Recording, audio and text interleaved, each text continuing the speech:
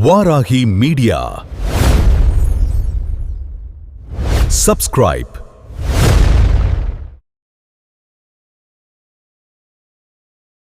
தமிழகத்தில் சட்டசபை தேர்தல் 2026 நடந்து முடிந்திருக்கிற சூழ்நிலையில் நாளை வாக்கு எண்ணிக்கைகள் நடைபெற இருக்கிறது. அந்த வாக்கு எண்ணிக்கை குறித்த நம்முடன் கருத்தை பகிர்ந்து கொள்வதற்காக பத்திரிகையாளரும் அரசியல் விமர்சகருமான உத்திரச்செல்வன் அவர்கள் நம்முடன் இணைந்திருக்கிறார். அவரை வரவேற்கிறோம். வணக்கம். வணக்கம். இன்றைக்கி தமிழ்நாட்டில் 2026 சட்டசபை தேர்தல் இன்றைக்கி வெற்றிகரமாக நடந்து நாளை விடிந்தால் வாக்கு எண்ணிக்கை என்கின்ற சூழ்நிலையில் இன்றைக்கி இருக்குது. இன்றைக்கி தமிழக மக்களினுடைய மனநிலை எப்படி பிரதிபலிக்கும்? நாளைய வாக்கு எண்ணிக்கையின் பொழுது வெற்றி வாய்ப்பு யாருக்கு இருக்கும் நீங்கள் கருதுறீங்க? அதாவது இதற்கு முன்பாக நடந்து முடிந்த அனைத்து தேர்தல்களிலுமே கருத்து கணிப்புகள் தெளிவாக சொல்ல முடிந்தது. இந்த தொகுதியில் இவர் ஜெயிப்பார், இந்த தொகுதியில் இவர் ஜெயிப்பார், அதாவது ஏடிஎம்கே ஜெயிக்கும், டிஎம்கே ஜெயிக்கும் அப்படிங்கிற துல்லியமான அல்லது ஓரளவான கருத்து கணிப்புகள் சொல்ல முடிந்தது இதற்கு முன்பாக உள்ள தேர்தல்கள் அனைத்திலும். ஆனால் தற்போது நடந்து முடிந்திருக்கக்கூடிய தேர்தலில் இவர்கள்தான் வெற்றி பெறுவார்கள் என்று உறுதித்தன்மையோடு கருத்து கணிப்பு சொல்லக்கூடிய சூழல் இல்லை. காரணம், புதிதாக களமிறக்கப்பட்டிருக்கக்கூடிய தமிழக வெற்றி கழகத்தினுடைய தொண்டர்களும் அதற்கு மக்கள் எந்த அளவில் வரவேற்பு கொடுத்துருக்காங்கங்கிறது தான் இந்த கணிக்க முடியாத சூழல் உருவாகி இருக்கிறது. காரணம் என்னென்னா, தேர்தலுக்கு முன்பு இப்படி ஒரு அலை இருக்காதுன்னு நினச்சிட்டு இருந்தோம். ஆனால் தேர்தலுக்கு பிறகு, வாக்குப்பதிவுக்கு பிறகு இப்படி ஒரு அலை இருக்கிறது.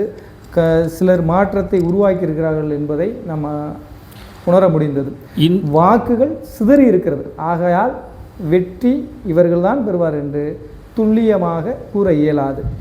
இந்தியாவிலேயே எங்கும் இல்லாத அளவிற்கு தமிழகத்தில் மட்டும் வாக்கிற்கு பணம் கொடுக்கக்கூடிய கலாச்சாரம் இன்னும் பெருகிக்கிட்டே தான் இருக்குது.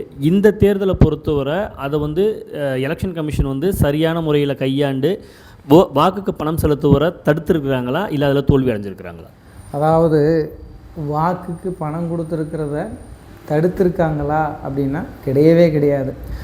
ஒரு பொதுக்கூட்டத்திலேயோ ஏதோ தேர்தல் பிரச்சாரத்தில் கூட நாம் தமிழர் கட்சியினுடைய ஒருங்கிணைப்பாளர் சீமான் அவர்கள் சொல்லியிருப்பார், பறக்கும் படைங்கிற ஒரு பரதேசி விட சுற்றிக்கிட்டே இருக்குது, மக்கள் பணம் கொடுக்குற இடத்த விட்டுட்டு இந்த ஆடு விற்கிறவன், மாடு விற்கிறவன், இந்த மாதிரி ஆட்களை மட்டும்தான் பிடிச்சிச்சுங்கிற மாதிரி. உண்மையாக சொல்ல வேண்டும் என்றால், மக்களோடு பயணித்த எங்களுக்கு தெரிகின்றது, பறக்கும் படை என்பது பணத்தை பாதுகாப்பாக கொண்டு சேர்த்ததை தவிர பணங்களை தடுப்பதாக எதுவும் தெரியவில்லை. ஏனென்றால் சென்ற தேர்தலை காட்டிலும் இந்த தேர்தலிலும் அதிகமான பணப்புழக்கங்கள் மக்களை விரைவில் சென்றடைந்தது. பறக்கும் முறையினுடைய செயல்பாடுகள் அந்த அளவுக்கு திருப்திகரமாக இல்லை. எலெக்ஷன் கமிஷன் மேலே இவ்வளவு பகிரங்கமான ஒரு குற்றச்சாட்டை மிகவும் தெளிவாக வச்சுருக்கிறீங்க. அப்போது அப்படி பார்க்குறப்போ எலெக்ஷன் கமிஷனுங்கிற ஒன்று இந்த தேர்தலை பொறுத்தளவு தோல்வி அடைஞ்சிருக்குங்கிறது சொல்ல வரீங்க? எலெக்ஷன் கமிஷன் இந்த தேர்தலில் தோல்வின்னு இல்லை, பணம் பட்டுவாடா ஆகியிருக்குது இல்லையா, இந்த செயலில் எலெக்ஷன் கமிஷனுடைய செயல்பாடு தோல்வி தான். ஆனால் தேர்தல் திறம்பட நடந்து முடிந்திருக்கிறது. வாக்குப்பதிவை அதிகரிக்கும் வண்ணம் சிறப்பாக செயல்பட்டுக்கிட்டு இருக்காங்க. ஒரு சில இடங்களில் தான் குறை சொல்லும்படி அடிப்படை வசதிகள், தண்ணி, கழிப்பறை வசதிகள்லாம் ஏற்படுத்தி கொடுக்கல, சில அங்கே இருக்கக்கூடிய பணியாளர்களுக்கு ஏற்படுத்தி கொடுக்கல, பணியாளர்களுக்கு சம்பளம் போய் சேரலை, இந்த மாதிரியான ஒரு சில இடங்களில் இந்த குளறுபடிகள் இருந்தது. ஆனால் வாக்குப்பதிவு அதிகரிப்பதற்கு தேர்தல் ஆணையம் ஒரு விதத்தில் ஒரு உந்துகோலாக தான் இருந்திருக்கிறது. அதில் நம்ம ஏற்றுக்கிறோம். ஆனால் பணப்பட்டுவாடாவை துளியளவும் தடுக்கவில்லை, அது உறுதியாக சொல்லலாம். இந்த பணப்பட்டுவாடா நீங்கள் கொடுத்ததா சொல்கிறது தேர்தலில் பிரதிபலிக்குன்னு நம்புறீங்களா? அதாவது இதற்கு முன்னாடி உள்ள தேர்தல்களில் ஃபுல்லாமே நம்ம பார்த்தோன்னா, பணம் பெற்றுட்டோம், காசு வாங்கிட்டோம், அவருக்கு நம்ம ஓட்டு போட்டுருவோம் அப்படிங்கிற மனநிலையில் தான் மக்கள் எல்லாருமே இருந்தாங்க. காசு எல்லார்ட்டையும் கரெக்டாக போய் சேர்ந்துருச்சா, அப்போ நம்ம தாண்டா வெற்றி அப்படிங்கிற மனநிலையில் இருந்த வேட்பாளர்களை தற்போது உள்ள தேர்தல் நிலவரம் நிராகரிச்சிருக்கு. காரணம் என்னென்னா, பணங்கிறது வாக்காளர்கள் எல்லார்ட்டையுமே வாங்கியிருக்காங்க. ஆனால் இந்த முறை வித்தியாசமான முறையில் தங்களுக்கு விருப்பமான, தங்கள் பகுதிக்கு விருப்பமான, தங்களுடைய மனநிலையில் இருக்கக்கூடிய வேட்பாளருக்கு வாக்களிச்சிருக்காங்க. ஆனால் பணம் சென்றடைந்தாலும் ஒரு குறிப்பிட்ட தொகுதிகளில் மக்கள் மனநிலை மாறி இருக்கிறது. பணநாயகத்தை காட்டிலும் மக்கள் மனநிலையில் இருக்கக்கூடிய ஓட்டம் வெற்றி இந்த தேர்தலில் பிரதிபலிக்கும்னு நம்புகிறோம். அப்போது இதற்கு முன்பாக இருந்த ஆளும் கட்சிக்கு வந்து இந்த மக்களினுடைய மாற்றம் வந்து ஒரு பிரதிபலிப்பை ஏற்படுத்துமா, இல்லை அந்த ஆட்சியை தொடர்வதற்கான வாய்ப்பு இருக்குன்னு நீங்கள் கருதுறீங்களா? ஆட்சி தொடருமாங்கிறது உறுதிப்பட கூற முடியாது. காரணம் என்னென்னா, இந்த அளவுக்கு வாக்குப்பதிவு அதிகரிச்சிருக்கிறதே கடந்த திராவிட முன்னேற்ற கழக ஆட்சிக்கு பின்னடைவு தான். ஏனென்றால் இளம் வாக்காளர்கள் தான் அதிகமாக வந்து வாக்களிச்சிருக்காங்க. இது திராவிட முன்னேற்ற கழகத்துக்கான வாக்குகளான்னு பார்த்தீங்கன்னா கிடையாது. மாற்றத்திற்கான புதிய வரவாக வந்திருக்கக்கூடிய விஜய் அவர்களுக்காக இருக்கலாம், நாம் தமிழருக்காக இருக்கலாம், சுயேட்சை வேட்பாளராக இருக்கலாம், இல்லை சசிகலா அம்மையாருடைய வேட்பாளர்களாக இருக்கலாம். இது போன்றவர்கள் வந்து புதிய வாக்காளர்கள் அதிகமாக வாக்களித்தது திராவிட முன்னேற்ற கழகத்திற்கு பின்னடைவு தான். இப்போ புதியவர்கள் பெரும்பாலான தொகுதிகளை கைப்பற்றக்கூடிய சூழ்நிலையில் தொங்கு சட்டசபை இல்லைன்னா யாருக்கும் தனி மெஜாரிட்டி கிடைக்கக்கூடிய சூழ்நிலை இல்லாத ஒரு அரசாக இது அமைவதற்கு வாய்ப்பு இருக்குன்னு நீங்கள் கருதுறீங்களா, மக்கள் கருதுறாங்க? கண்டிப்பாக. இப்போ கருத்து கணிப்புன்னு வந்தது பார்த்துக்கிட்டிங்கன்னா திமுக ஜெயிக்கும்ன்ற மாதிரி போட்டிருந்தாங்க. இதே முறை 2011 அல்லது 2006 தெரியலை, அம்மையார் ஜெயலலிதா அவருடைய ஆட்சி அமைச்சிட்டாங்க. ஆனால் அதுக்கு முன்னாடி தொலைக்காட்சிகளில் வந்த கருத்து கணிப்பு பார்த்திங்கன்னா ஏடிஎம்கே ஆட்சி அமைக்காது அப்படிங்கிற மாதிரி தான் கருத்து கணிப்பு வந்துச்சு. ஆனால் அந்த கருத்து கணிப்புக்கு முரண்பாடாக அதிமுக அந்த முறையில் ஆட்சி அமைச்சாங்க. ஆனால் இந்த முறை எல்லாரும் திமுக ஆட்சி அமைக்குன்னு சொல்லியிருக்காங்க.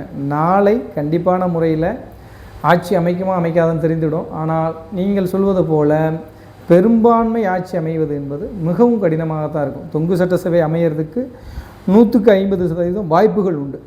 இப்போ புதியவர்கள் வந்து அரசியல் களத்தில் வந்து இப்போ விஜய் போன்றவர்கள்லாம் இன்றைக்கி வெற்றி பெறுறதுக்கு வாய்ப்பு இருக்குதுன்னு சொல்கிறீங்க. அப்படி புதியவர்களுடைய ஆட்சி அமைகிறப்போ அவர்கள்கிட்ட இருந்து மக்கள் என்ன எதிர்பார்க்குறாங்க, இந்த மாற்றத்திற்காக மக்கள் வந்து என்ன மாற்றத்தை எதிர்பார்த்து அவர்களுக்கு வாக்கு செலுத்தியிருப்பாங்கன்னு கருதுறீங்க? ஆனால் தமிழக வெற்றி கழகத்தினுடைய ஆட்சி அமையுங்கிறது ஆணித்தரமாக சொல்ல இயலாது. வாக்கு வங்கியில் கணிசமான வாக்கு வங்கிகள் அவங்க வாங்கியிருப்பாங்க.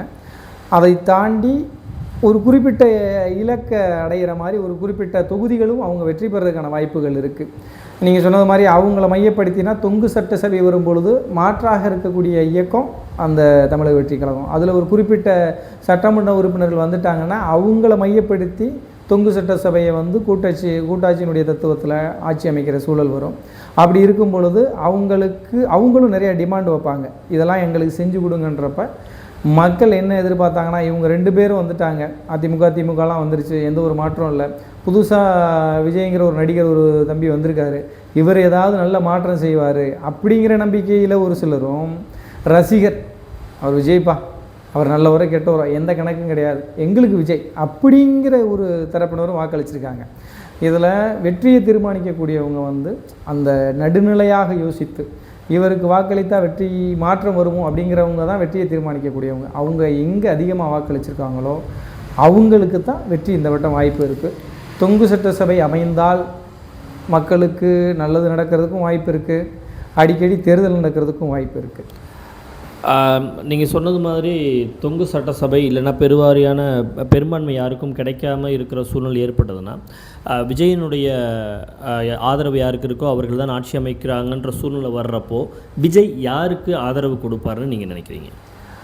பெரும்பாலும் தொங்கு சட்டசபைன்னு வந்துருச்சுன்னா முழுக்க அவருடைய அரசியல் எதிரி அப்படின்னு சொல்கிறவங்க வந்து பார்த்துக்கிட்டீங்கன்னா ஃபர்ஸ்ட் ஆஃப் ஆல் திமுக.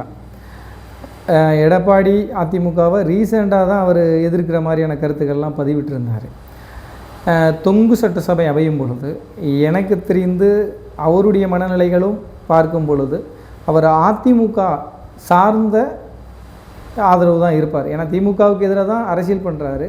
திரும்ப திமுகவுடன் கூட்டணி வைத்தால் மக்கள் அவருக்கான முழு எதிர்ப்பையும் காட்டிடுவாங்கன்னு அவருக்கு தெரியும். ஸோ அதனால் அதிமுகவுக்கு தான் அவர் ஆதரவு தெரிவிப்பார். அவருடைய கொள்கை எதிரின்னு சொல்லக்கூடிய பாரதிய ஜனதா அதிமுகவில் ஒரு அங்கமாக இருக்கிறாங்க. அப்படி இருக்கிறப்போ அதிமுகவை ஆதரித்தாலும் அது முரணாக தான் அமையும். அது எப்படி அவர் ஆதரிக்க முடியும்? கொள்கை எதிரி வேறு, மக்களுக்கு விரோதமான எதிரி வேறு. அதாவது கொள்கையில் முரண்பட்ட கருத்துக்கள் உண்டு. இன்றைக்கி கூட்டணி வச்சிருக்கிற எல்லா இயக்கங்களும் கொள்கை ஒன்றுபட்டு கிடையாது. அப்போ கொள்கை எதிரிகள் ஒரு பக்கம் இருந்தாலும் துரோகியை எதிர்ப்பதற்கு எதிரிகளோடு கைகோர்த்து சில விஷயங்கள் செய்கிறதுக்கு அவங்க முன் வருவாங்க. அதனால் அவர் அந்த சூழ்நிலையில் அந்த முடிவு எடுக்கிறதுக்கு தான் வாய்ப்பு அதிகமாக இருக்குது.